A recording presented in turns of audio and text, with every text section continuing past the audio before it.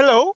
This video will help us learn the basics before we go to addition and subtraction of polynomials. One important factor before we could add or subtract polynomials is the identification of likeness of terms. But for polynomial algebraic expressions or specifically for polynomials, there is no way for us to add or subtract unlike terms. So again, that's the first thing to consider when we need to add or subtract terms. So our topic first is on likeness of terms. Showing to you right now the first practice exercise of lesson number 2. Again, this is presented first before we add or subtract polynomials. We have there column A and column B. We are going to use, we are going to encircle as instructed here. If it's unlike, then we are going to enclose it in a box. Let's just set the opposite color. Encircle for green means go, and then enclose it in a box for red so that we could say stop, just like the colors in the traffic light, so you would know which are to be added or not. So let's consider with number 1. Likeness of terms is actually concerned specifically only for the literal coefficients. Now, if the numerical coefficients are not the same, it doesn't necessarily matter in addition or subtraction of polynomials, because what we need to consider first is the literal coefficients.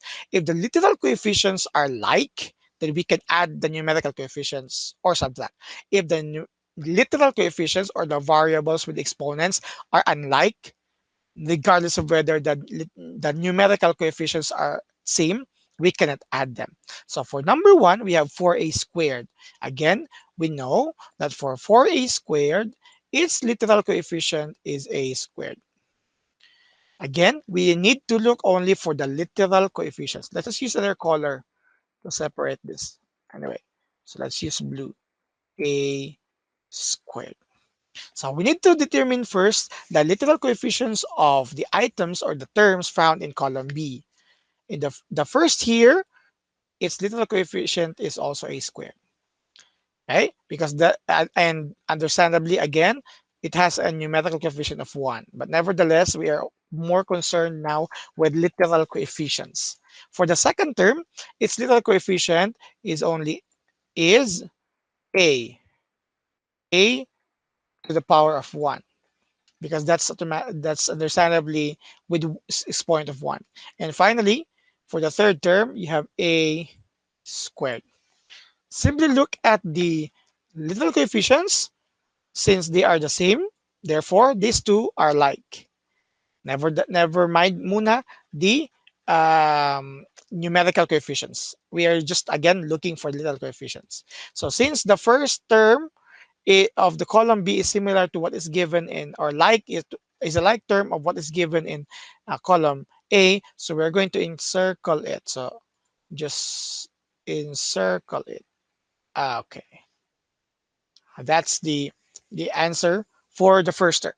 For the second term, since it's unlike, so let us use here box. And finally, for the third term, since we have a squared, we could use again a circle. Take note that when I'm circling this one, I am including the sign of the numerical coefficient 10. So it's negative 10. So this is the answer for number 1. Soon, probably in the next video, we may operate only the given together with the first and the third. We can't operate it with the second. We'll talk about it in the next video. Let's proceed to number 2. In number 2, the literal coefficient here is k. And the given has k or k to the power of 1. And the given terms in column B has literal coefficients k to the power of 5, another k to the power of 5, and finally you have k to the power of 1.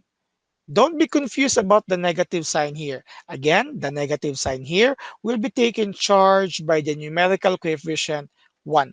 In short, the numerical coefficient there is not just 1, but negative 1. Do not give the negative value to the literal coefficient, nor to the exponent. So it stays that way. Since that the given in column A has an exponent, has a literal coefficient of k with raised to the power of 1, so this is only similar to the third term. To do that, let's just encircle it with a colored green. Yan. And then the remaining, let's use box for that. And then here as well. Okay. So this is the answer for number 2. So we're just going to do the same processes for number 3, 4, and 5 to determine which terms are like to what is given in column A, and then enclose in the box or in a circle it. So let's have number 3. Number 3 is a constant 8. Again, we may present here any variable with exponent 0, but just for this identification of likeness of terms, we can simply say, I'm going to choose all the constant. This is a constant, this is a constant, this is not a constant, a variable, this is also a constant. Why? Because again, likeness of terms concerned with with literal coefficients, but this has none. The given has no literal coefficient. Same with the first term and the third term of column B.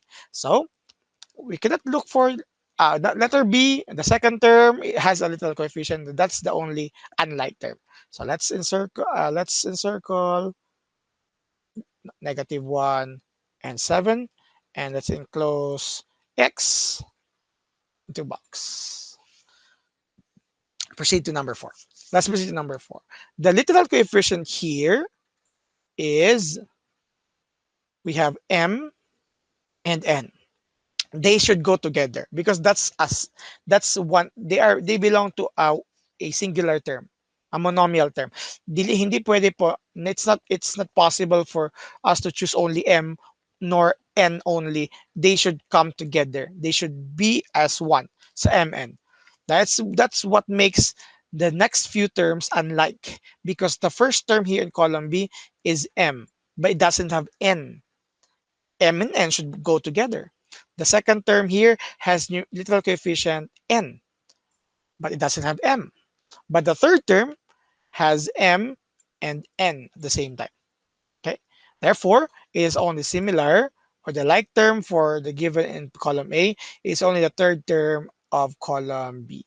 By the way, I did not make it with a pattern. So it's not all the time a pattern.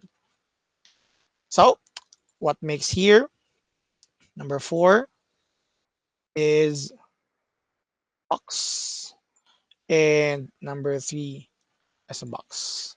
Before, that's the answer for number 4. But before I go to number 5, let me make it clear. Yes, the third term of column B is the only like term to the given in column A. And the first and second terms are unlike terms. But it doesn't mean that they are unlike to the term in column A. Both of these are also like, because again, this has M and this has N.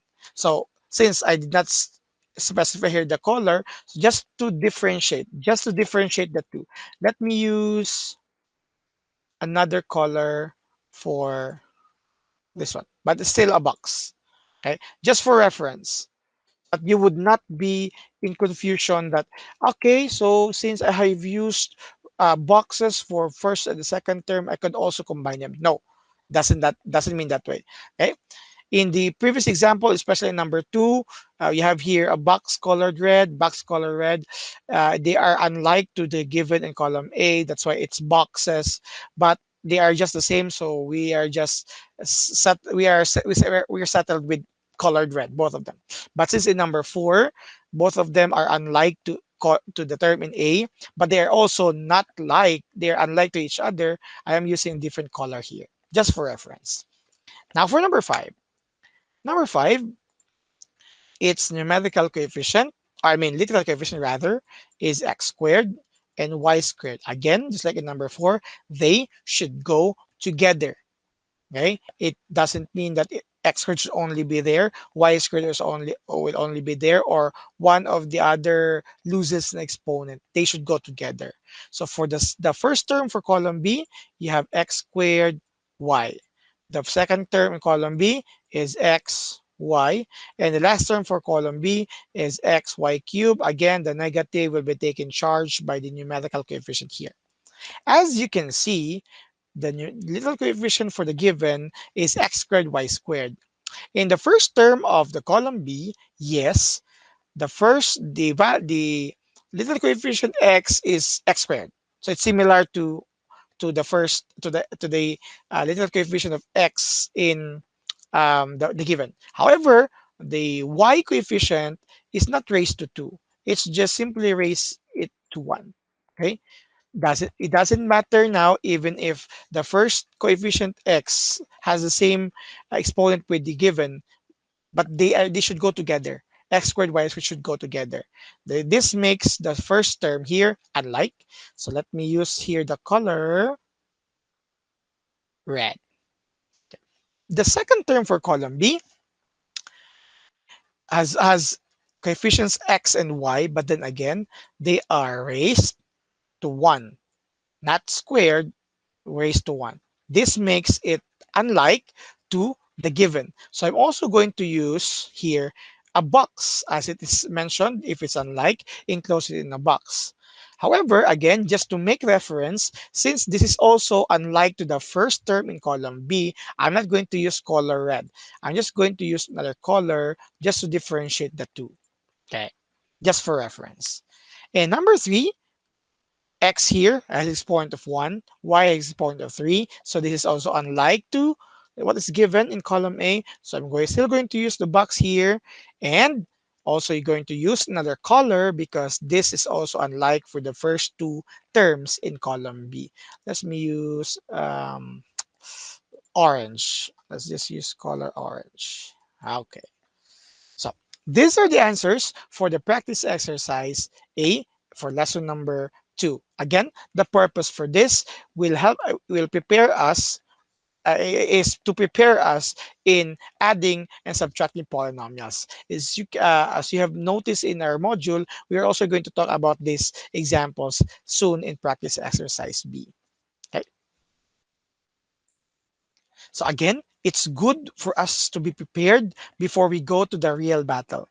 This is the reason why before the discussions of the heavy topics, especially in algebra, we have been talking about basic foundation, the concepts needed for us to scaffold our learning. So this is one of the videos that will help us prepare for addition and subtraction polynomial in the next video. Thank you very much for watching. Please be excited.